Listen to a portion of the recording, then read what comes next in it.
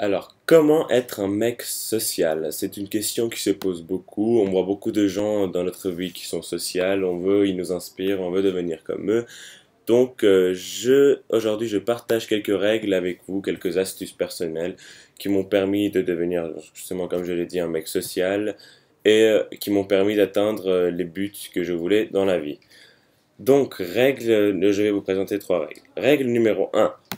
Il faut impérativement que vous vous présentez devant les gens que vous venez de rencontrer. Donc imaginez-vous, vous êtes dans un endroit, il y a 10 personnes devant vous.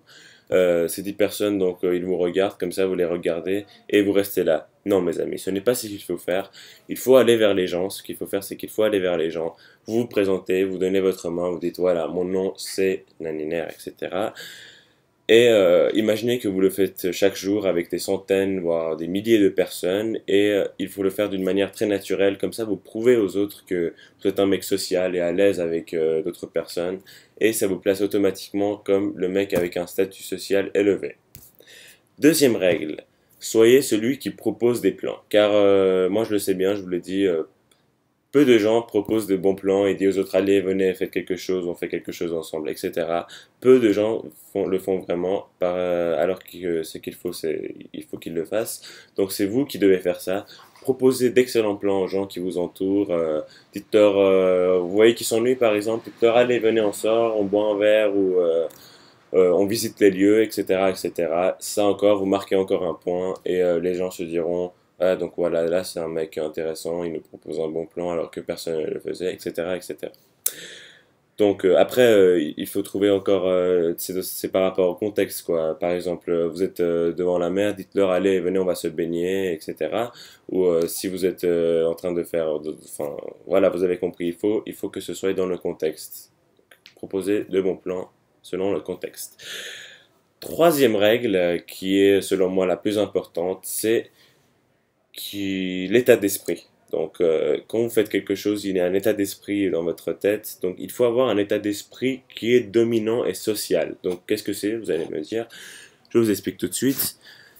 C'est qu'il faut arrêter toujours d'être en demande des autres. Par exemple, arrêtez de lécher le cul des gens que vous voulez par exemple, vous voulez que quelqu'un soit votre ami. C'est inutile de faire le suceur avec lui, de lui dire, de rigoler à ses blagues qui ne sont même pas marrantes et de traîner avec lui si vous ne l'appréciez vraiment pas, juste pour qu'il soit votre ami. Ça, ce n'est pas ce qu'il faut faire.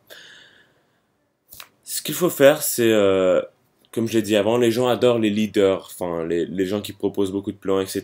Donc soyez le leader et faites en sorte que tout le monde veuille être votre ami. Donc soyez quelqu'un d'intéressant, racontez de belles histoires, faites de bonnes blagues.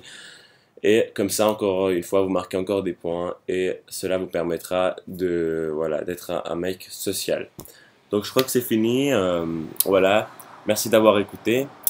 Je vous souhaite d'excellentes vacances d'été à tous. Rencontrez de belles filles, faites-vous beaucoup de potes et amusez-vous. C'est ce qui est important. Amusez-vous. Et dernier conseil, plutôt aussi important que les trois autres, évitez d'être sérieux, etc., de vouloir faire des choses sérieuses pendant les vacances. C'est les vacances d'été, donc regardez à vous amuser, faites de bons jeux, etc. Amusez-vous avec les autres.